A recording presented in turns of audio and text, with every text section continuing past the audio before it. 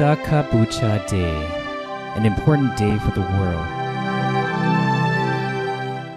The appearance of each Buddha can be compared to the light of the sun that gives brightness to all beings. The Lord Buddha appears for the happiness of all human beings as well as other living beings. Visakha Puja Day is the day of the Lord Buddha's birth, enlightenment, and attainment of complete Nibbana. It is the day when all devoted Buddhists recall the Lord Buddha's incomparable virtues and how he is our ideal role model in the pursuit of perfections. All living beings owe the Lord Buddha the greatest debt of gratitude. He had spent countless lifetimes pursuing his perfections so that he could eventually become enlightened on his own and could lead all beings, both human and celestial, to realize the Dhamma. As a bodhisattva, he had pursued his 10 perfections at all 3 levels by donating his wealth, his organs, as well as his life for countless times during the unimaginably long period of 20 asankhya's or incalculable eons and 100,000 kappas or eons. After his perfections were at the fullest extent, he was reborn as King Santusita and ruled over the Tusita realm. It was there that he waited for the right time to have his final rebirth. When the time was right, celestial beings, Brahma beings, and formless Brahma beings from 10,000 universes in the 3 realm spheres came together to beseech King Santusita to have his final rebirth in the human realm. King Santusita checked the 5 factors, which included the human world, the country, the lifespan of human beings at that time, the noblest social class that was considered to be born in, and the lady to be the mother to the Buddha. Having checked all 5 factors, our Bodhisattva saw that he would be reborn in the Jampu world, in the centermost country, during the time where the human lifespan was 100 years, and to a royal family, with Queen Silip Mahamaya as his mother. Having agreed to the request, he resolved to be reborn in the Champu world. His birth, 80 years before the Buddhist era, at Lumpini Grove, between the kingdoms of Kapilavastu and Devadaha, on the full moon day of the 6th lunar month, the physical form of the Lord Buddha appeared in the Champu world, or earth. During Queen Silip Mahamaya's pregnancy, her elevated meditative attainments and her observation of the precepts enabled her to see our Bodhisattva clearly, sitting in a half-lotus position in her womb, as though he was sitting outside. Queen Silip Mahamaya gave birth to our Bodhisattva in a standing position. He was born with his feet coming out first. As soon as his feet touched the ground, he could stand and walk immediately, which is a supernormal incident that rarely occurs. As our Bodhisattva stood up after he was born, he made the pronouncement about the purpose of his birth as follows: I am the Supreme Being, the most advanced and the most sublime being in the world. This is my final rebirth. During our Bodhisattva's birth, there appeared a great brightness that spread as far as 10,000 universes. There also appeared 32 miraculous signs. The great brightness pervaded the 10,000 universes, which is considered a rare supernormal event. When our Bodhisattva grew up, he saw the 4 divine signs as represented by the aged, the sick, the dead, and the monk.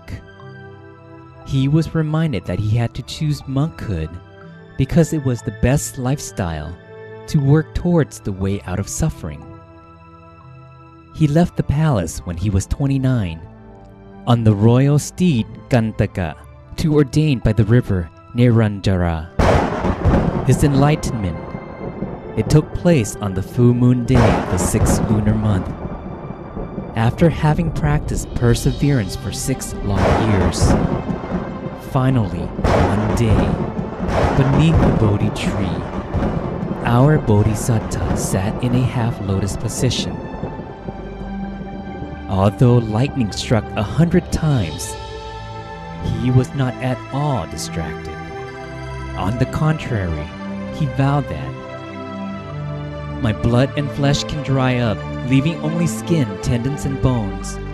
As long as I cannot attain enlightenment as the Buddha, I shall not leave this seat, but will continue to sit in meditation until the most elevated meditative attainments can be achieved." Our Bodhisattva's determination caused the evil Mara chief and the Mara spirit to stir. The evil Mara chief took over King Vasavati's body and forced him to be the celestial Mara and to perform his evil work for him along with the Mara troops. Our Bodhisattva was not in the least perturbed. However, the evil Mara chief tried to threaten him. He continued to keep his mind still and quiet and finally defeated the evil Mara chief as a result of his perfections, which had been pursued to the fullest extent after countless lifetimes.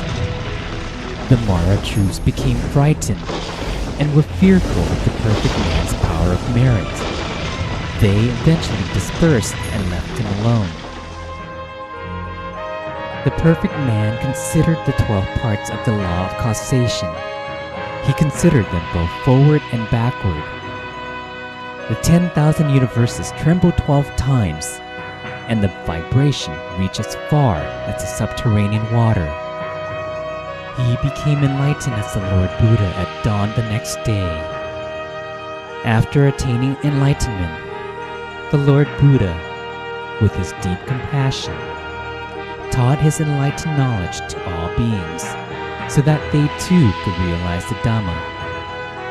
For the long period of 45 years, he had trekked far and wide to spread the teachings tirelessly and had helped a huge number of beings to realize the Dhamma and attain the different stages of purity. The Lord Buddha attained complete Nibbana when he was 80 years old. Attaining complete Nibbana on the full moon day of the 6th lunar month, 1 year before the Buddhist era, at the Salavan forest of Kusinara Kingdom, our Lord Buddha attained complete Nibbana. His physical body expired and only the Dhamma body remained, which was the Lord Buddha's Dhammagaya. It was the Dhammagaya that entered Nibbana. Before his body expired, the Lord Buddha graciously gave his final advice to the Buddhist communities. The body is changeable and undergoes decay as a normal process.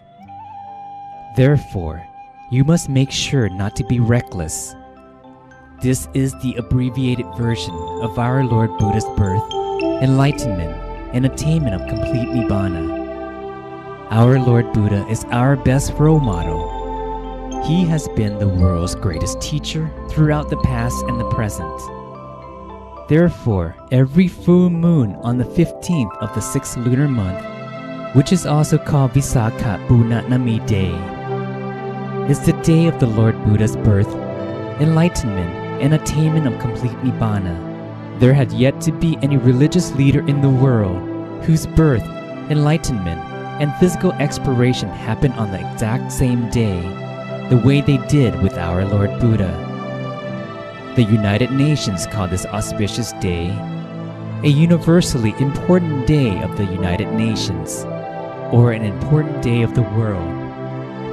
Therefore, Visakha Day is the day that the Buddhist communities should invite everyone in the world to think about the Lord Buddha and his pursuit of perfections, to come and study the Dhamma, because Dhamma can serve as our guiding light in this life, and later it can lead us to the celestial realm and Nibbana. We should come together to practice meditation and endeavor to attain the Dhammagaya within us.